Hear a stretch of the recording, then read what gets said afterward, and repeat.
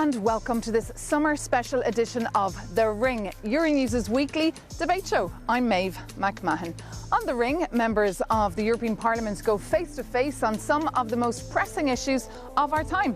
As they take a break from the city for the summer recess, we're playing you some of the highlights of this season.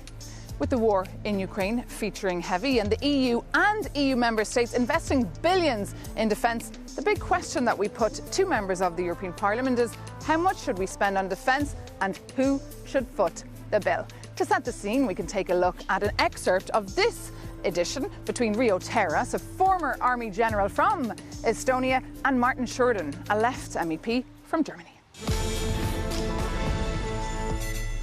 I think we are derailing the discussion here. It's not about to spend money on healthcare systems or defense. It's about defending Europe, because we see that an aggressive Russia is willing and able to use conventional military weapons against countries. And Putin has very often declared that he wants to rearrange the security system in Europe. And if we are not ready, if we don't fulfill our own taken tasks, then we are not able to defend Europe as a whole and separate countries of it. And Martin Schurden, that is a fair point, what Rio Terras makes there, because just think of Brussels just the other day. The airport was shut down for 30 minutes because of drone incursions, allegedly Russian drone incursions, buzzing over Doel, the nuclear plant right by the port of Antwerp. Brussels had to call the UK in order to come and help. It wasn't able to defend itself in this situation. Yeah, exactly. That was supposedly a Russian drone. We don't know that yet. But I'm not defending Russia here. Maybe it was Russia, maybe it was the third country, maybe it was a privateer, who knows. But obviously Europe is tested, also in its military capabilities. So, of course, we need to do something in order to discuss how to defend the European Union, how to defend the member states in case there would be a violation of international law, meaning an attack against one of the member states. This is not the case so far, so we can take time, but just a little bit to discuss how to spend wisely the money that we have at our hands into defense. And a new security order does not only depend on defense capabilities, it also depends on how we implement international law, how we strengthen international organizations. And this is something that I'm really missing, especially in the discussion of the Conservatives. How much to spend and where to spend it. Money, of course, one of the major points of discussion on that episode of The Ring. Defence came up in another fascinating, lively debate on The Ring that we had between the Austrian MEP from the European People's Party, Lucas Mandl, and the Belgian MEP from the left, Mark Botenga. Take a look. First of all, I don't think the massive increase is justified. Let's say this first. Secondly, I think it actually will weaken Europe on the long term as well, because contrary to what you're saying, it is not a good idea for our industry. You know, we have, you speak about jobs. Basically, the defense industry yields less jobs for money invested than other sectors do. You will not save the steel industry with militarization. You know, producing 1,000 tanks, it's about 3 days of production of a steel factory. So you can see that you're actually weakening also. There's a negative multiplier effect that might be applied to other industries. So you're weakening structurally the industrial base of Europe by saying we put more defense, but we will lose other sectors. Look at the automobile sector. And secondly, indeed, what is the threat that justifies, you know, this massive? Why, for example, if I hear the German chancellor, right, saying, I want to have the biggest army in Europe. Why do you want the biggest army in Europe? Is that your threat assessment? That the problem is you don't have the biggest army in Europe? We need to be very clear. There are threats, you know, and one of the threats is the arms race. One of the threats is nuclear war. Yeah. Let's be very clear. This is very clear. How do you deal with that? During the Cold War, we knew disarmament, transparency, limitations on arms control systems. All of these things we knew during the Cold War with the Soviet Union that was vastly more powerful and vastly more ideological than Putin or Putin's Russia will ever be. Okay. Do you hear this? In the Cold War, freedom won against dictatorship. And this was, of course, due to deterrence. And deterrence is what is needed. Deterrence will also save us. And deterrence is only possible if we can take care of ourselves. And the security sector and industries is not isolated from other sectors. We have to understand Europe, and I really care for Europe's prosperity, for jobs on our continent and for the future of the generations ahead. Europe became a continent of consumption. We have been consuming over decades innovation from America, production from China and other parts of Asia, also innovation from China in the meantime. So we need innovation on European soil. We also need production on European soil. And when you talk about the automotive sector, there are not many sectors as much connected to the security sector as this one. So security and economy has to be taken serious. That's why I'm also saying let's put first things first. This must be the priority. Now it's time for our viewers to get a real flavor of the European Parliament chamber, where members ask each other questions. And sometimes it can get heated. So let's get started. Lucas Mandl, I'm going to ask you to ask the first question to Mark.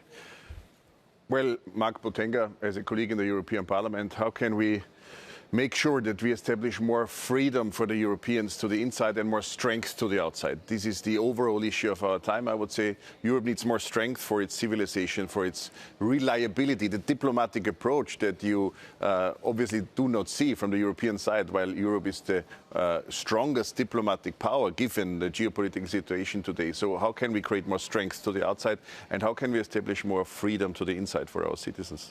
I think that's a very interesting question coming from the center-right, who's governing in many governments in Europe, and who's basically limiting the right to protest, who's limiting the right to strike, who's limiting basically fundamental freedoms of Europeans. And so I would say, first thing, please tell the governments of your political group, of your political party, to stop limiting the fundamental freedoms of Europeans. And secondly, towards the outside, we need, I think, to rebuild European credibility. And how do we do that? We do that by stopping the double standards, by no longer saying international law is important for us in Ukraine, but in Palestine we don't care. International law is important when Russia or Putin violates it, but we don't care when Trump violates international law. Because if you have these double standards, never ever will other countries take you seriously, and never ever will you be a decent player on the international scale. Okay, on this, I think you want to follow up. I mean, there is so much to be said. I think it was now the fourth or fifth conspiracy theory from Mr. Botenga in today's talk about freedom being limited in Europe. There is no part on this planet, no continent, no country where freedom is so much established and so much defended and strong as it is in Europe. Obviously, also that we have this debate today, also that extremists have all democratic rights in parliaments in Europe, including the very European Parliament. All of this is about freedom. And then mixing things up doesn't make it better. Of course, when international law is violated, Europe is the strongest voice speaking about that. Europe stood strong against Trump's attempt, for example, when it comes to Greenland, and we succeeded in that area. Mm-hmm. Europe stood strong when it was not clear whether the tariffs will go that way or the other way from Trump's side. He put us in a limbo again, but we didn't follow this pathway of a limbo. We didn't enter this political battlefield of Trump. We stood strong, and we managed to succeed more when it comes to the geopolitical tensions given than other parts of the world. But of course, we need more strength to the outside, especially in that field you are doubting, in the field of our own security, right, and Mark, being able to take care of it. Mark, you want to react? And then your question to Lucas Mandl. Well, I think it's interesting because very often the EPP and centre parties, when they don't have an answer, they say this is a conspiracy theory. What we see in many countries, like in Germany now, there's a debate even on saying we can't use the watermelon anymore as a political symbol because it would be anti-Semitic. This is, what we are seeing. We're seeing this also with action against trade unions in different countries. So we see that there's a democratic backsliding, which human rights organizations are pointing out in Europe. It's not some kind of left conspiracy to say that. But you don't want to see it because it's your governments doing it. Secondly, what I indeed want to ask now, and I think that's a thing. You say that Europe stands up for international law, and you quote Greenland. Europe didn't stand up for international law in Greenland. It stood up for its own territorial integrity. That is something very different. Because when we had to stand up for international law, the illegal war on Iran, you supported it yourself. When it is about denouncing the illegal occupation of Lebanon by Israel, you support it. When the International Court of Justice says that we should sanction Israel as third parties, we have a responsibility, you refuse it.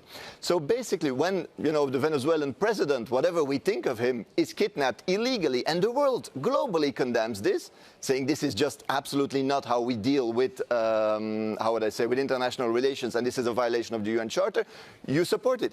So this is the issue. These double standards, it's not Europe that has double standards, you know. It is you, it is the governing coalition of Europe that has these double standards. Look, who is dealing with international law, who is in the lead of preserving it and observing it as the United Nations. We had yesterday night in the European Parliament's plenary a debate on the United Nations necessary reform. United Nations have to be reformed for obvious reasons, and if you are telling now that the war on the Iranian regime was wrong, I say, yeah, it was amateurishly done by the United States, while the decapitation of the Mullah regime's leaders worked very well. But the war obviously was wrong because it didn't work out well. The Mullah regime is still in place. I've been sanctioned myself by the Mullah regime since 2023, so I know what I'm talking about when I say women are suppressed in Iran. Iran is threatening the whole world, not only the region, and of course to threaten our only partner country in the region, the only democracy, the only rule of law-based state in the region, Israel, is part of the conspiracy theories of your political side. And this is a sign of freedom in Europe, that you can speak freely about that, even if it's a very much in minority being opinion, but you're allowed to say that, and there's not many parts on earth where you can do that. And last point on Greenland, I mean, when international law is violated, it doesn't matter whether it's Europe's interest or the ours interest. We care for international law. We even want to save international law during these geopolitical times of tensions, and that means that we have to reform the United Nations. Okay, thank you for a great debate so far. We've heard your views. Now it's time to hear from a new voice. And for our quote of the week, I would like to bring in Italian Prime Minister Giorgia Meloni. In a letter addressed to Commission President Ursula von der Leyen, she said this: "We cannot justify to our citizens that the EU allows financial flexibility to be used for security and defense purposes in the strictest sense, but not to protect families, workers and enterprises from a new energy crisis that threatens to severely impact the real economy." Your take on this, Mark? Well, two things. First, she's walked back on that statement. Secondly, it's terribly hypocritical, because the fact that we now have, again, these horrible austerity rules was approved by her government. So first, and this is fantastic, first the far right approves this, or the center right, whatever you want to call her, approves these rules, and then they say, it's not fair. So this is, pure populism. But what is true is that Europe today says there's no money for your hospitals, for your pensions, for your schools, but miraculously, we find hundreds of billions for the defense multinationals. This contradiction is real. And so, indeed, we do not need these austerity rules anymore. And once again, they've been imposed by the mainstream parties, including Giorgia Meloni's. Okay, Lucas Mandel, your reaction? Yeah, this is part of the extremist populist approach. I think also the consumers, viewers of this program should see that there's no contradiction between producing something on European soil instead from buying it from outside, and having hospitals and schools and streets, because the one thing is connected with the other. If we have strong prosperity, if we have growth finally in Europe again, we will also be able to afford the social welfare states we have established, generations before us have established in Europe, and we will have schools and roads. And another major issue that dominated the European news agenda this year was the war in Iran and the impact it's having on the European Union and also on our economies. We had a lively debate between the Spanish MEP from the Socialists, Hanna Khalul, and the Austrian MEP from the European People's Party, Reinhard Lopatka. As you know, and as my Prime Minister, Pedro Sánchez, have stated, we think that any unilateral military intervention that have not passed through the Security Council of the United Nations is not in compliance with international law.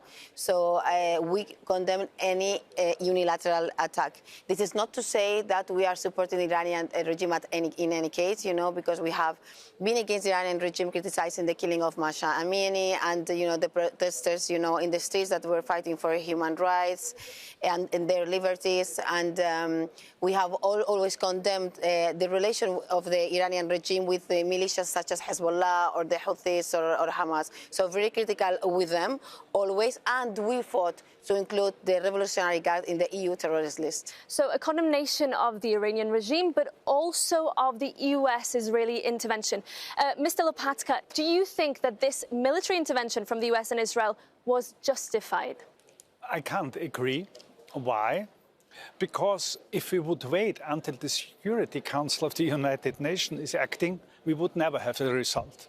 You know, it is blocked by Russia and China. They always support Iran, whatever is ongoing there. So don't forget, this regime in Iran, the Mullah regime, is a terrorist regime. What did they do? They killed thousands of their own people. There was state oppression to the Kurds. There are 8 million Kurds. Have in mind how they killed Masha Amini some years ago. They are founding terrorist groups in the region, Hamas, Hezbollah, the Houthis. And they are a big danger also for Europe. We should not forget it.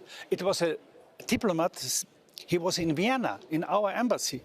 Then he was sentenced here in Belgium for 20 years because he was supporting terrorism here on European soil. So what I want to say is, we can speak about international law, and here you can say maybe it was illegal, but I think the United States and Israel were legitimized to start with these strikes. So let me put that argument to you, MEP Lalul. He's saying, well, maybe the legality is questionable, but isn't Europe letting the US and Israel do its dirty work in the Middle East by going after the proxies, going after the nuclear and missile programs of Tehran, for example? Do you agree with that? Well, what I do think is that we have diplomacy for something. First of all, we cannot use double standards. We cannot criticize other aggressions, you know, of other countries and then say that this is something we can. But this is about international law, the system that we gave to ourselves after 45.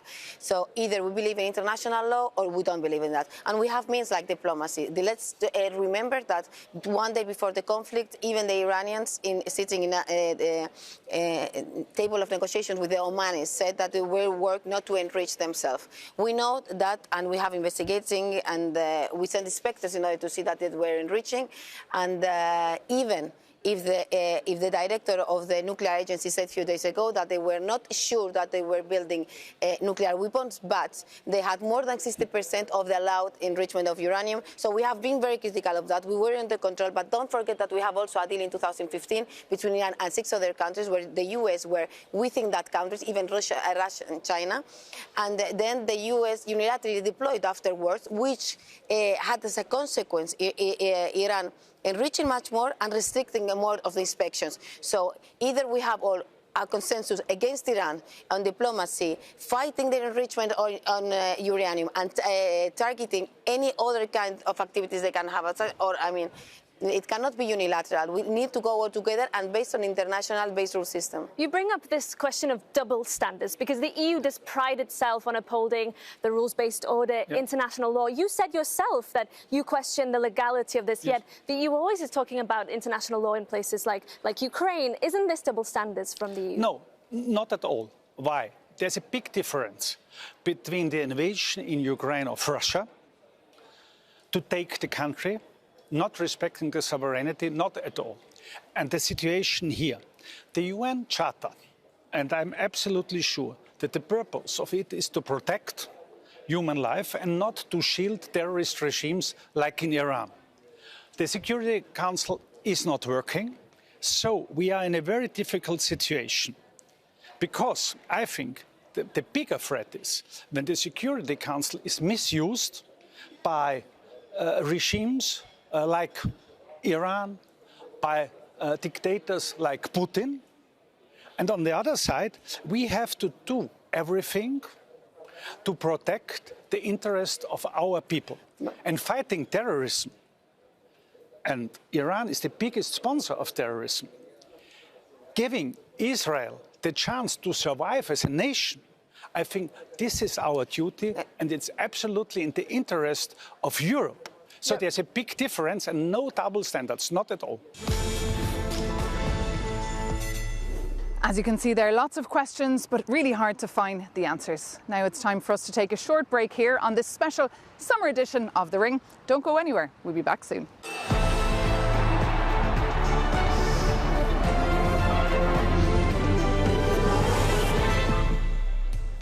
Welcome back to this special summer edition of Euronews debate show, The Ring. I'm Maeve McMahon in Brussels. And as MEPs take a break from the city for the summer and the activities in the European Parliament institution behind me take a slow, we're looking back at some of the highlights of this season on The Ring. One topic that featured a lot was, of course, the war in Iran and how Europe should respond. We can take a look now at an excerpt from this edition between Rio Terrace, the Estonian European People's Party MEP, with Osmo Demirel, a far-left MEP from Germany. We have seen wars emerge around us. Europe has not launched any wars. Europe has not, in the last 70 years, not been part to a war itself, but we see others attacking European countries around us. Do you think that Europe can solve these problems diplomatically, or do we need military means to back up our diplomatic efforts? And if not, what is the other way? To be honest, yes, the European Union as European Union didn't launch wars. But European member states were also in the past part of wars, like we saw in Afghanistan, like we saw in Iraq, like we saw in Libya. It was not, UK is not anymore European Union, but it was also European countries. So it's not true that the European Union in the past was just standing for diplomacy and against wars in this world. So if we want to answer the times of wars, we have to go back and to stop about talking just about militarization. Do you know the definition of a dialogue? Yes, sure. Yeah, that means that it needs two parts who want to discuss, to talk to each other. If one side wants to talk and the other one is not, and I have been experiencing myself trying to reach out to Russian chief of defense as I was chief of defense, and the response was, why? Nobody wants to talk to us. And not dictator Putin, not Chairman Xi, they don't care. And as long as we are weak, we are not at the table. And the dialogue needs two sides. And if Russia understands only military means, and they did not use diplomacy maybe a reaction, Ukraine. Özlem, to that. I don't know what you mean with weak. European Union is one of the huge or one of the biggest economic powers of the world.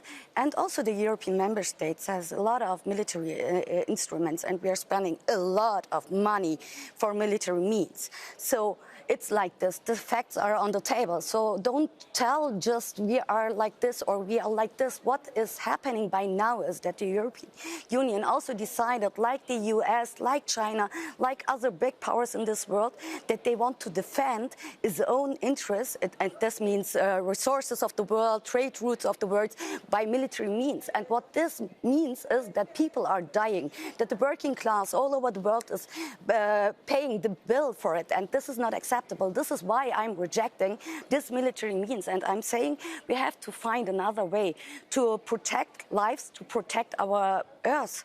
There are certain things we cannot do yet, that is the response to what we can or cannot do.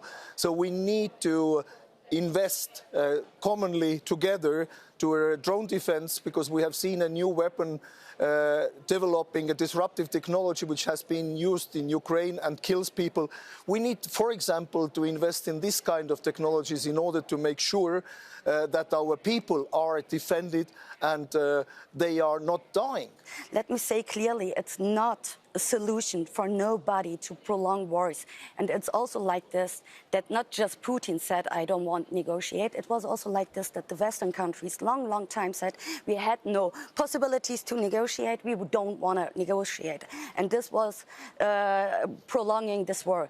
And the result of this war is not good for the Ukrainian people. So let me say this. You are from the EPP and you are standing for a conservative politics. You are, in the last weeks, your group has really weakened the right of asylum in European Union systems. And it's like this, that the war in Iran also has the result that people had to flee. that they become refugees and maybe they want to come here. What is your answer? Why are you supporting wars or not rejecting wars, not doing everything to stop wars, and on the other side working against people who are affected by these wars and become refugees? What is your answer on it? May I start with saying EPP is not launching wars, is not causing wars, and the only thing EPP stands for is to defend people against the wars which are around us. Be it an Iran regime which has been killing, torturing people 47 years, or be it Russia, who has never listened to anybody, who launched wars since 2008, whose political aims are, who wants to achieve its political aims by military means. And just on the potential refugee waves. I'll come back to that. And so that is not what we want. And we want European people live safely in Europe. But we are ready to take refugees, but we don't want to have illegal refugees. We don't want to have economical refugees. We want to know who is living in Europe and who is not. And that's what we stand for. It is now time to move on to our fifth and final round. Are you ready? So now it is time for something a little bit different. I'm going to be asking our MEPs a set of questions, and you only have the opportunity to answer with yes or no. So, was it a good idea to kill the Supreme Leader, Ali Khamenei, yes or no? I don't like him, but I don't think that it's illegal and it shouldn't be. Was it a good idea, yes or no? Yes. Is the US still a friend to the European Union, yes or no? Yes. The US people, yes. Trump, no. Should the EU be more involved in this war, yes or no? Clearly, no. Yes. And should European countries increase defence spending, yes or no? Yes. No. Should Europe focus on renewable energy, yes or no? Yes. A manage mix. Manage mix. And should NATO be involved if the conflict expands, yes or no? No. No, I'm against NATO also. And just a question on European governments. Should European governments be subsidising energy costs today, now, to protect consumers, yes or no? Yes. Yes. And is Iran a direct threat to European security? No. Yes, and it has always been. OK, and have you agreed on anything that you've heard here? And what about you? Have you agreed? I agree that renewable energy is a part of the energy mix. And you can watch the full episode of that edition of The Ring on Euronews.com. But that does bring this special summer edition of The Ring to an end. We'll be back very soon. But in the meantime, do let us know what topics you want us to debate here. TheRing@Euronews.com. That is our email address. But for now, thanks for tuning in. Take care and see you soon on Euronews.